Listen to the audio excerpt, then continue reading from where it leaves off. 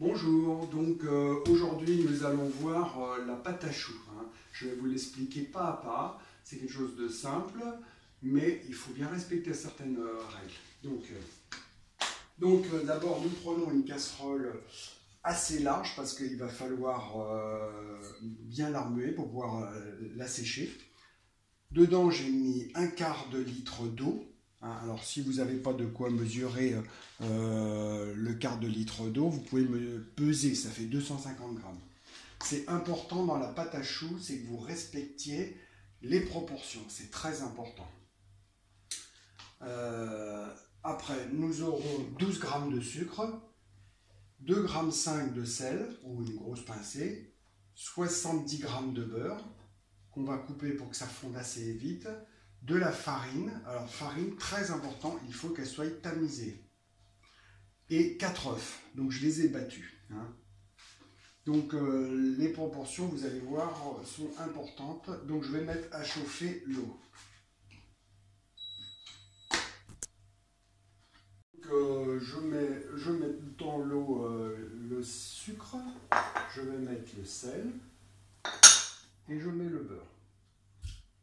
Donc je vais laisser, il faut que le beurre soit fondu et il faut que l'eau frémisse. Il ne faut pas laisser bouillir l'eau parce que si l'eau bout, elle va s'évaporer et du coup, la quantité d'eau va être modifiée. Et comme je vous ai dit, c'est important qu'il y ait la bonne proportion.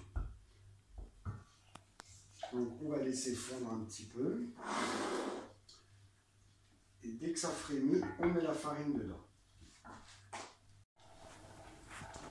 Voilà, le beurre est fondu, ça commence à frémir.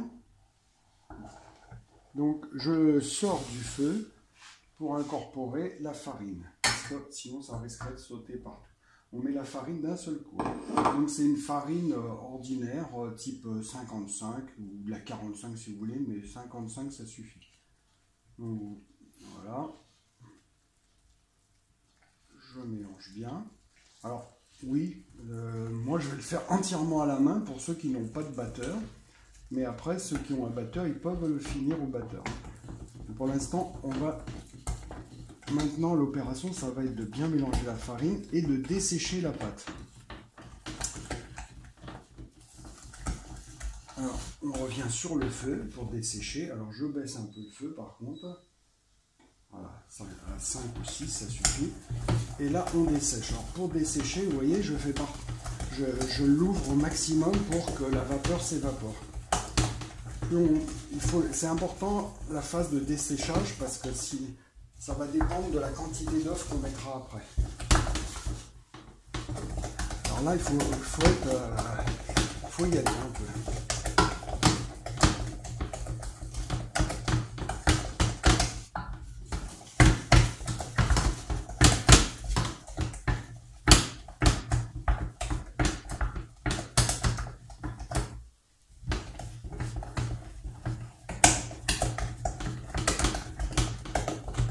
On considère qu'elle est suffisamment desséchée quand il y a la petite peau qui se forme au fond, là, vous voyez?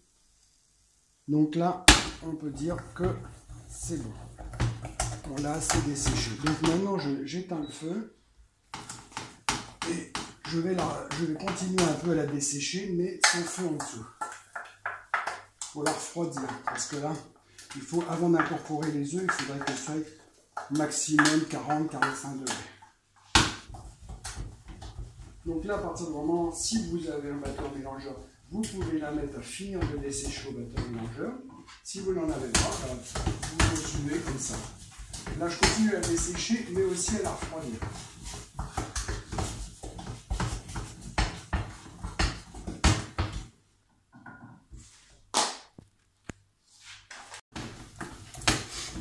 Voilà.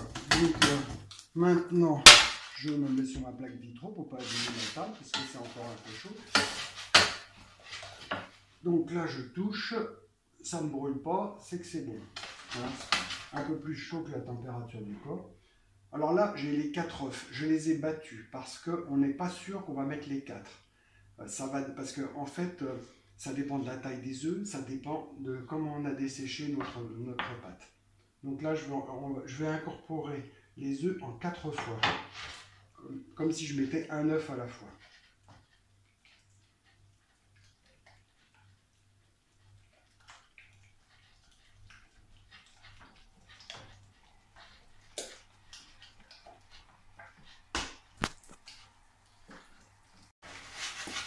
Donc, vous voyez, entre chaque, ça réépaissit. Et quand je vois que c'est réépaissi comme ça, je remets encore une fois. Là, c'est la troisième que je les ai coupés un petit peu.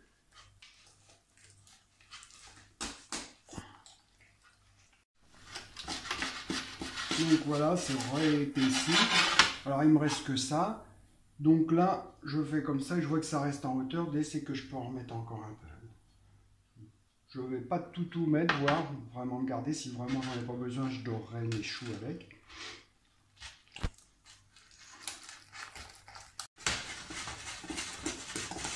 Donc voilà, finalement j'ai tout mis les œufs parce que j'avais bien desséché, donc c'est bien. Vous voyez comment elle est lisse, et quand je la soulève, voilà, parce que si vous la liquéfiez trop, les choux ne tiendront pas. Hein. Vous voyez, quand je fais une trace comme ça, ça ne se referme pas trop vite. Voilà, donc maintenant je vais la mettre à se reposer et à refroidir pendant 2 heures au réfrigérateur, et on se revoit. Bon voilà, après avoir laissé la pâte reposer 2 heures au réfrigérateur, on prend une poche à dos, donc on va celle-là, on la retourne bien. Vous prenez une douille à peu près de ce diamètre-là.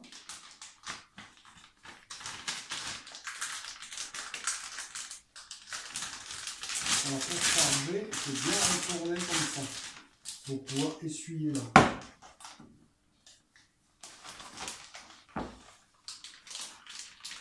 Voilà, j'ai celui-là. Et si vous ne faites pas comme ça, vous en avez partout sur la ligne, partout sur la ligne.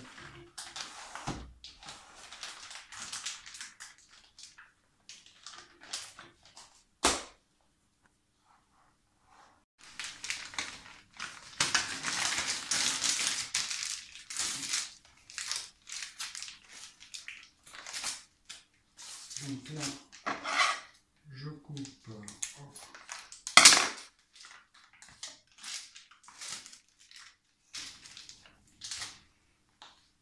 Voilà, donc ce qu'il faut quand vous pochez, c'est ne pas écraser le chou. Hein. Il faut le... Voilà. Et là, vous lâchez la pression et vous faites un tout petit coup comme ça.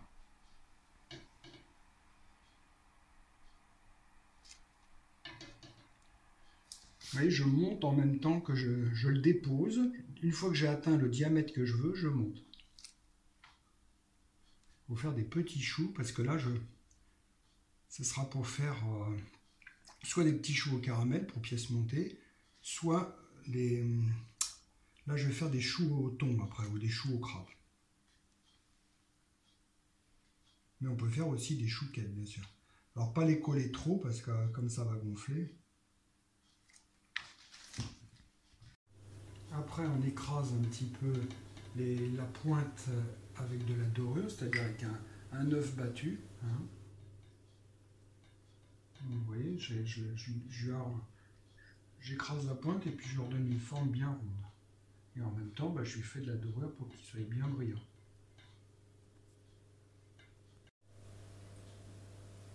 Voilà, donc, vous voyez, ça va bien arrondi. Donc après, ça, comme je vous ai dit, on peut en faire soit des chouquettes. À ce moment-là, vous prenez du sucre en grains, comme ça, que vous mettez sur le dessus. Bon, je vais en faire un pour vous faire voir. Hein, on n'hésite pas à en mettre. Alors, une partie, ça va être des choux au caramel pour pièces montées. Et une partie, je vais faire des choux au crabe. Donc ceux-là, je vais mettre un peu de sésame dessus. Et je vais faire cuire tout ça.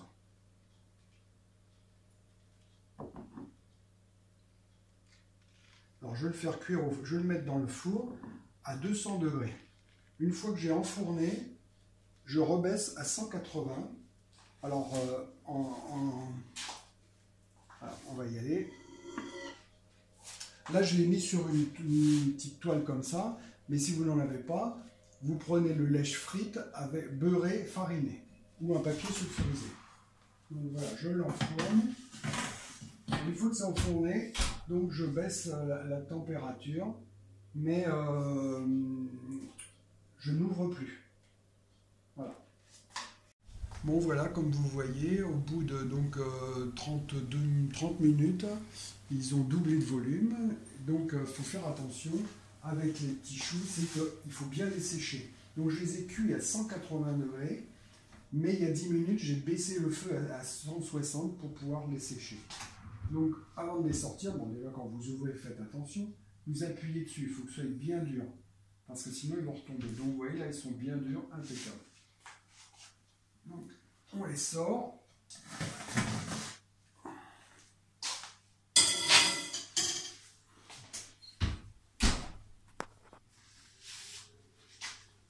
Voilà.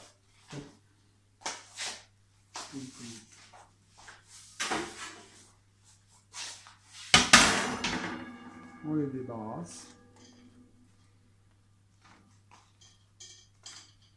Pour pas que, si on les laissait, il y aurait de l'humidité qui remonterait.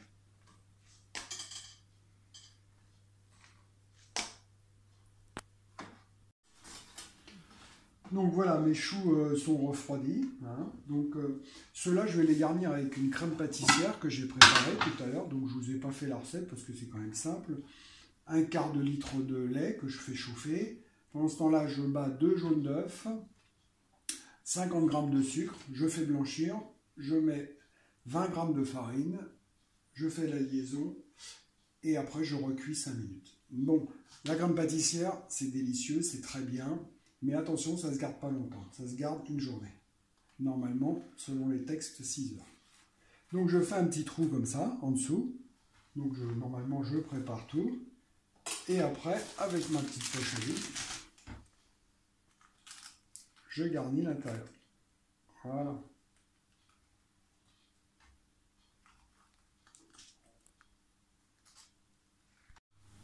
Donc ça y est, j'ai garni en crème pâtissière tous mes choux. Donc maintenant, je vais préparer un caramel hein, pour les tremper dedans. Alors le caramel, il y a quelques petites règles. Hein. Déjà, si vous pouvez prendre du sucre en morceaux, il est mieux raffiné, vous risquez moins qu'il masse. Maintenant, moi j'y mets un petit peu d'eau. Mais selon la préparation pour laquelle vous le faites, si vous voulez que votre caramel soit moins sucré, ne mettez pas d'eau. Donc là, je vais mettre un peu d'eau parce que je veux le travailler. Enfin, quand je dis je veux le travailler, il ne faut pas y toucher. Un caramel, on le met sur le feu et surtout, vous ne prenez pas une cuillère ou quoi que ce soit pour y toucher. Si vous y touchez, il va masser. Vous pouvez le remuer comme ça, un petit peu, pour répartir la cuisson. Et c'est tout. Donc, on le fait cuire jusqu'à ce qu'il ait la bonne coloration qu'on veut. Parce que selon la couleur, ça va lui donner un goût différent. Plus il est clair, moins il a de goût. Donc, vous voyez, il commence à blondir légèrement. Hein. Donc, je n'y ai pas touché. Je peux juste faire ça au maximum. Et vraiment, si ça prend sur les bords, vous pouvez, avec un pinceau, avec un tout petit peu d'eau, faire tomber. Voilà. C'est la seule chose qu'on a le droit de faire. Donc là, je vais ralentir mon feu. Et à surveiller, donc il est blanc clair, je vais tirer là. Je vais le laisser refroidir un tout petit peu parce que j'ai pas envie de me brûler. Alors attention parce que ça brûle bien ça. Donc,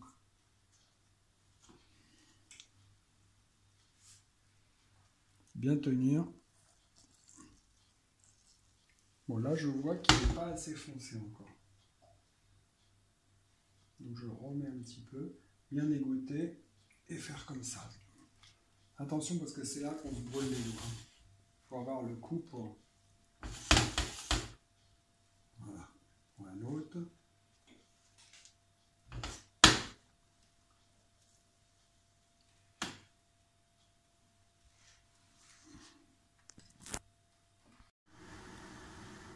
Et donc voilà le résultat final des beaux petits choux à la crème